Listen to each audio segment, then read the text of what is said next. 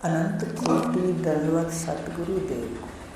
अपना विवेक चूड़ामणि का जो विषय चल रहा है उसमें बताया कि 3 बातें मनुष्य शरीर, पुरुषत्व और होना मुश्किल है और सतगुरु तत्वज्ञ पुरुष मिलना मुश्किल है। और भगवान कह रहे शंकराचार्य कि अगर ये तीनों मिल गए और तुमने साधना ना की तो इस जैसा मूढ़ कोई और है नहीं।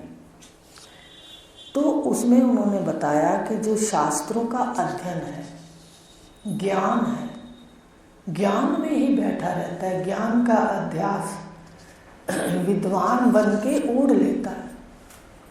तो भगवान ने उसको मंजिल तक पहुंचने का साधक नहीं बताया। हम आकर्षित हो जाते हैं कि उसने इतने मंत्र रट रखे हैं, इतना सारा उसको याद है। तत्व ज्ञानी की नज़र में कुछ नहीं है, ये बुद्धि का काम है। जो बुद्धि से परे है उसको जानना है, वहाँ परम शांति।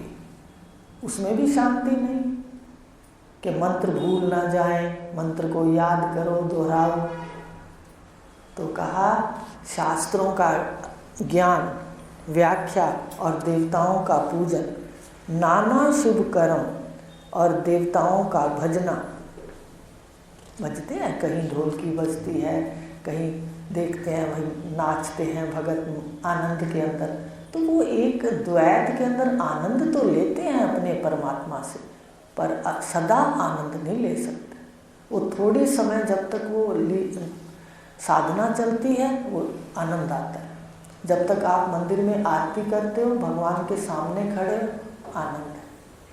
अलग होते ही फिर घर के और जो हमारे मन के संस्कार हैं वो हावी हो जाते हैं। यहाँ आकर के भी अगर मनन नहीं किया आपने घर में, यहाँ आकर के भी आपने अगर मनन नहीं किया आत्म सत्ता का, इसको तैल धारावत नहीं चलाया, इस वृत्ति को साक्षी पद पर नहीं बैठे, तो यही स्थिति है। जितनी देर सुना बहुत अच्छा, मैं आत्मा हूँ, पक्का हो गया यहाँ, लेकिन जैसे व्यवहार में उतरे सारा भूल गए।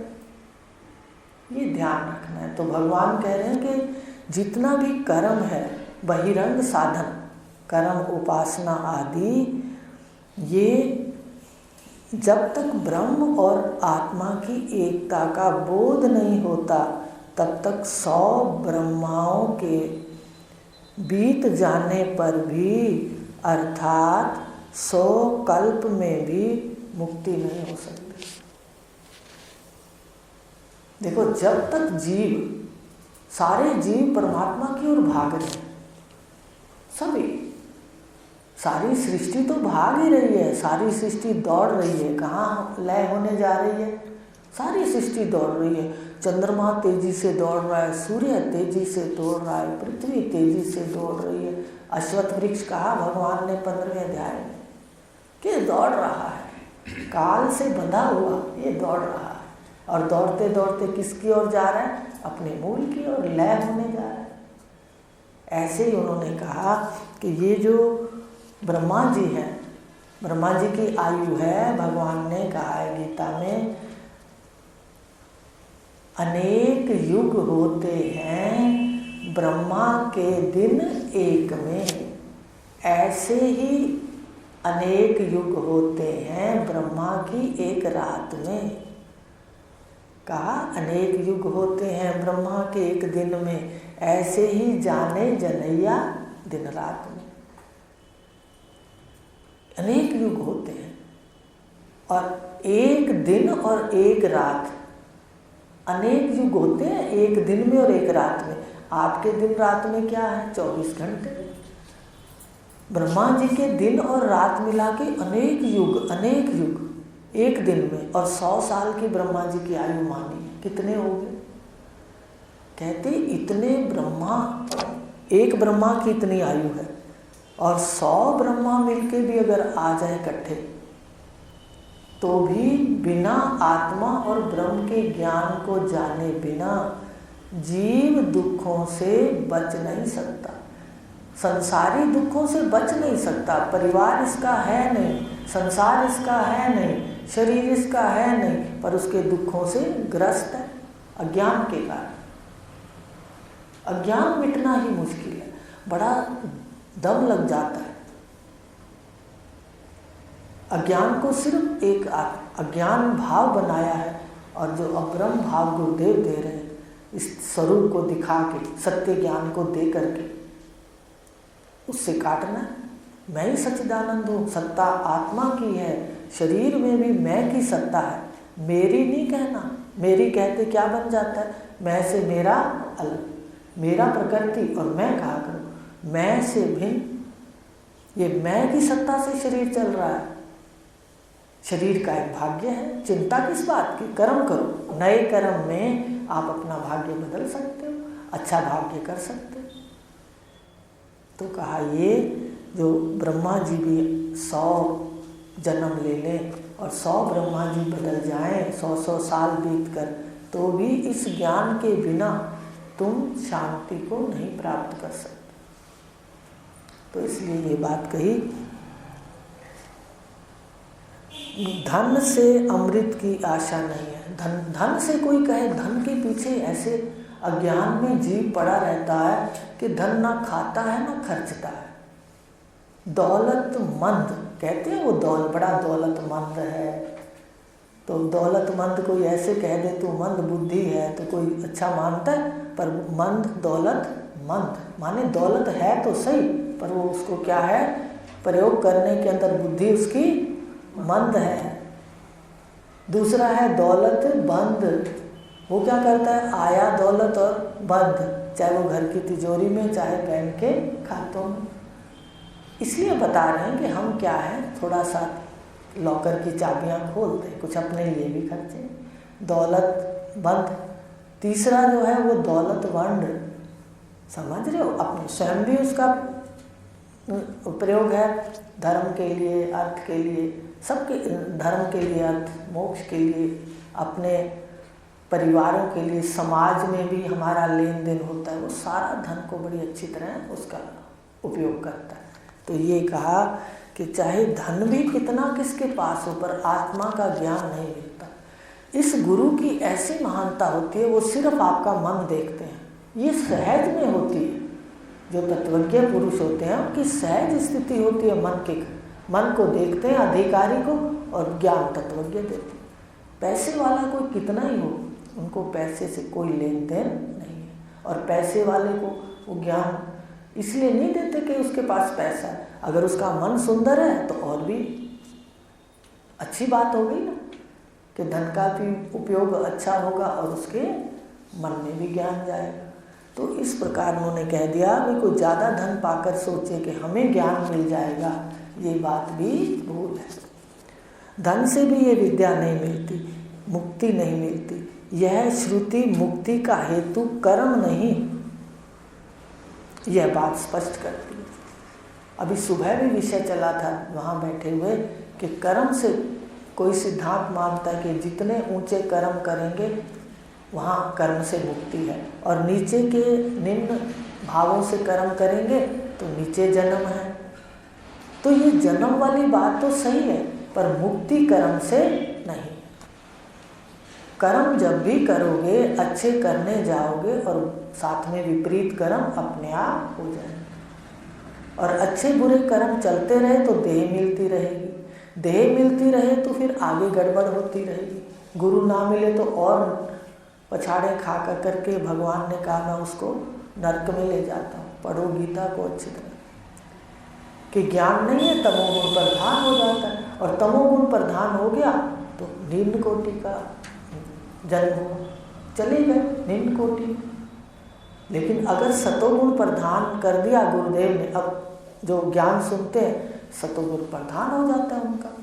समझाते हैं कि घर पे भी समाहित रखो, चित्त को बिल्कुल उछलने ना दो। ये क्या है, आप बार बार अभ्यास करोगे, बार बार अभ्यास करोगे, सत प्रधान हो जाएगा। तो जन्मों भी उत्कृष्ट, जन्म लेना पड़ा तो उत्कृष्ट, और आपने पुरुषार्थ कर लिया तो जन्म मरण से बंधन से छुट्टी। तो इस प्रकार कर्म से मुक्ति नहीं है, कर्म से तो शरीर मिलते रहेंगे, लेकिन तत्व ज्ञान से बंधनों से मुक्त है। और वास्तव में देखा जाए तो बंधन आपके स्वरूप में है नहीं, मन का स्थान है जब बंधन भी है और मन को ज्ञान दे करके मुक्त भी किया जा रहा है। आपके स्वरूप में बंधन और मुक्ति है नहीं। इसलिए विद्वान संपूर्ण बाह्य कर्मों की इच्छा त्याग करके, विचार सागर दर्पण के अंदर भी पढ़ाया था आपको कि अंतरंग धारे तजे बहिरंग को संग। बहिरंग कर्म कौन कौन से हैं? सबसे पहले बहिरंग कर्म है व्रत रखना, कोई नियम पालन करना, घर के रीति रिवाज में भगवान को पूजना, फिर यज्ञ करना, दान देना, तीर्थ करना। ये कौन से कर्म है? बहिरंग। ये बाहर का रंग देते हैं। बहिरंग का मतलब बाहर का रंग देते हैं। आपके घर में सोफे आ जाएंगे, आपके घर में कार खड़ी हो जाएगी, आपके घर में कोई और ऐश्वर्य बढ़ जाएगा। अंदर का जो मन का जो उथल पुथल है वो खत्म नहीं होगी।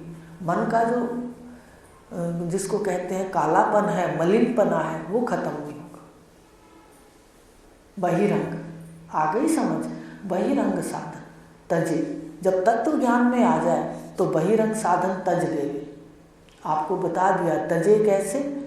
अकर्ता होकर के, स्वरूप से कुछ ना तजे। घर के अंदर कोई वार है, त्योहार है, बिल्कुल करे।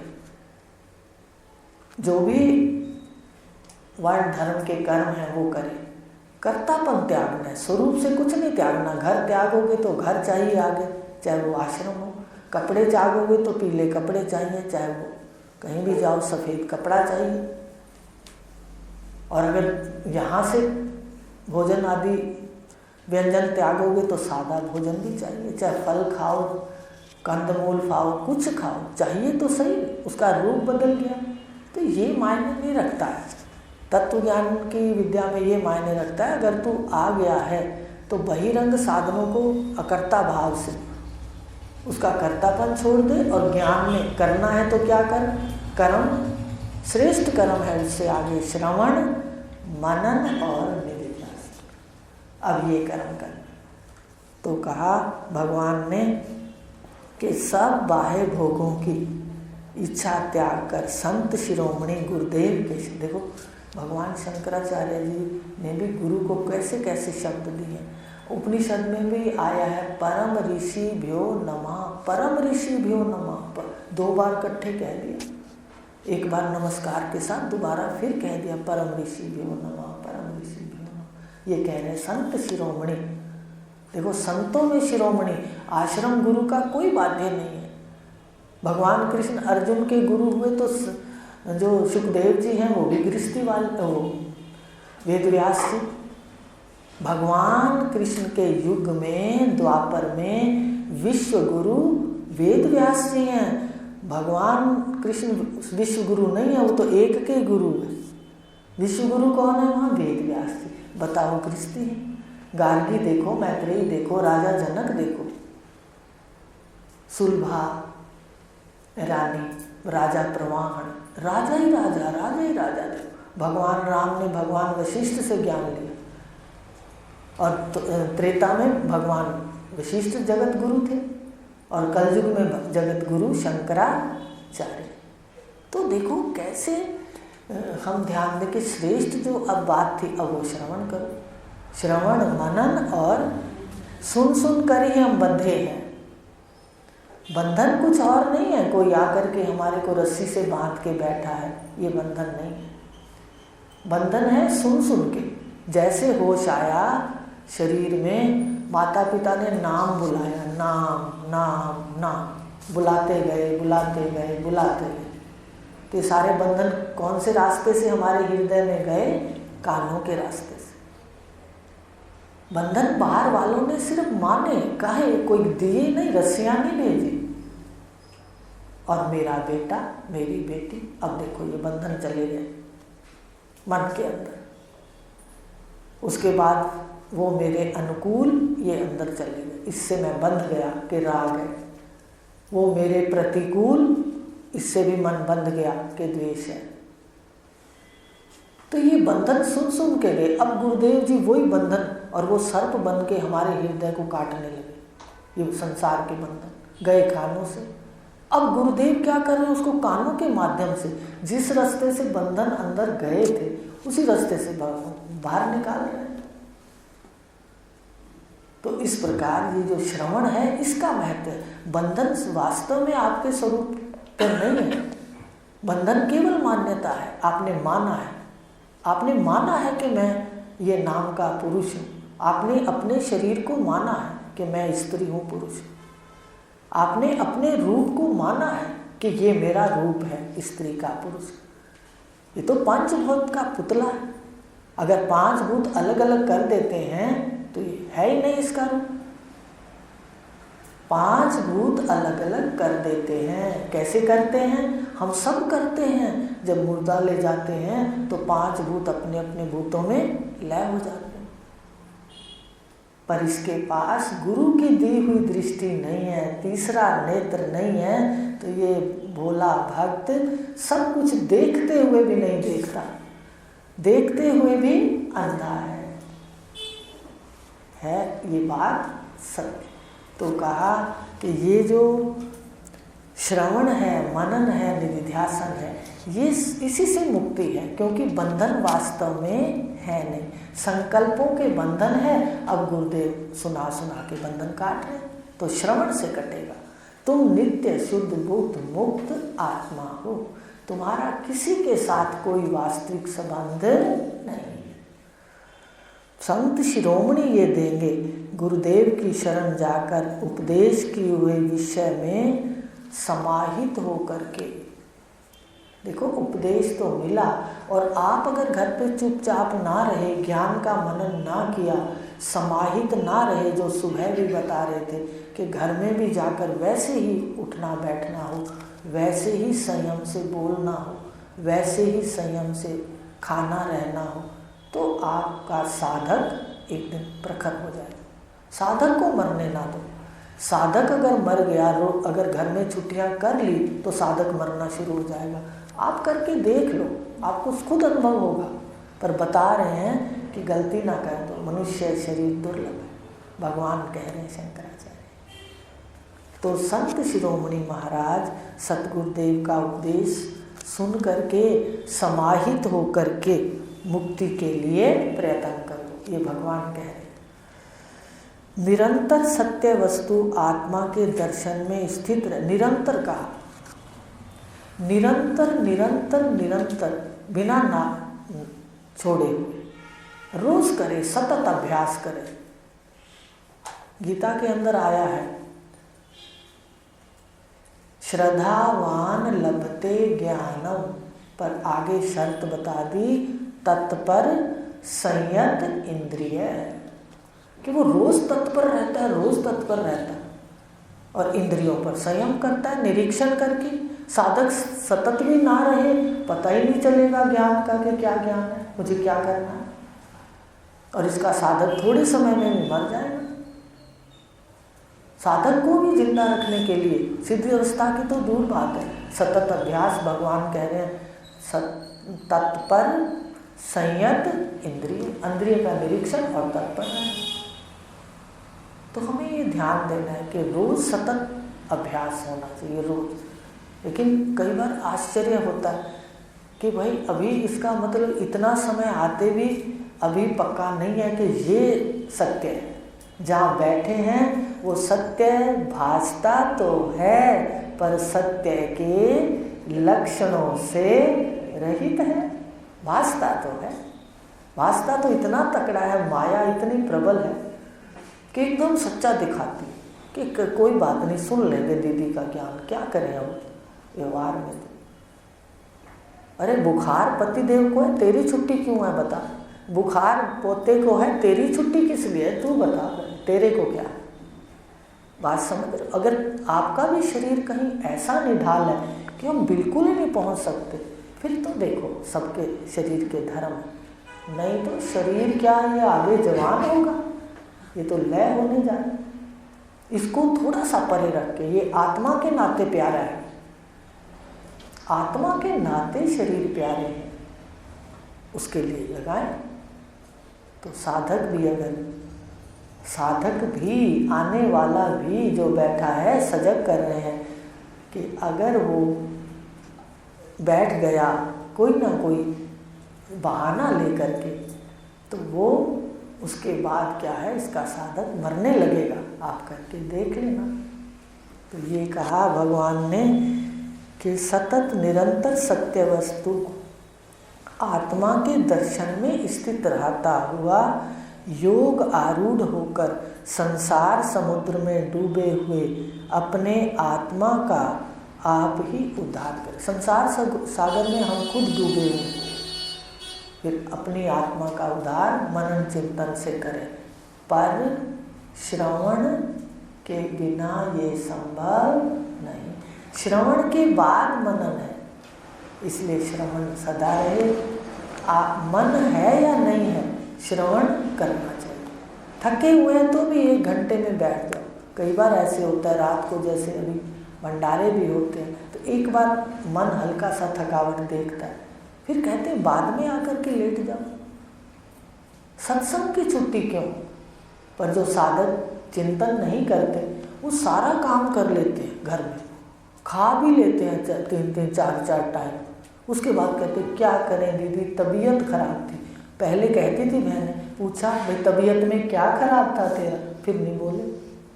तबीयत में एक शब्द ले दो, तबीयत खराब थी। अब वो डरने लगे तो तबीयत में पूछ लेते, तबीयत में क्या खराब है। तो अब धीरे धीरे ये बातें निकलती गई। तो बताने से आप सजग रहोगे, इसलिए खुशी होती है। उत्तिष्ठित जागृत प्राप्य वरा निबोधित। उठो, उठते तो हो पर जागते नहीं हो। गुरुदेव जगा रहे हैं, साधक को जगते रहने दो, श्रवण सदा हो। ये भगवान शंकराचार्य जी कह रहे हैं, और महान पुरुष आपको ज्ञान दे रहे हैं। ये गुरुदेव के लिए कह रहे हैं, और हमें वो सब कुछ सुलभ हो गया अपने कर्मों के हिसाब से। आप कर्मों से बैठे हो, कोई किसी के लिए यहाँ नहीं बैठा, चाहे ये भी बैठा है तो इसके अंदर रोज दिन बीत जाता है, 24 घंटे काल यही लगा है जीव को। इसको पकड़, इस 24 घंटे में हिसाब दे दो कि संध्या पूरी तरह करते हो, घंटे में स्वाध्याय करते हैं, कुछ मौन रहते हैं, और फिर सत्संग अटेंड करते हैं। अगर शहर में हैं तो जीवन सफल हो जाएगा एक दिन।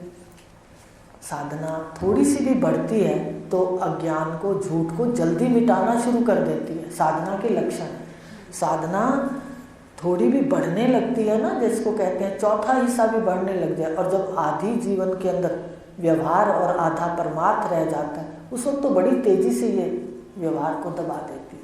तो प्रयास करें, इतना ही लेंगे आज। ओम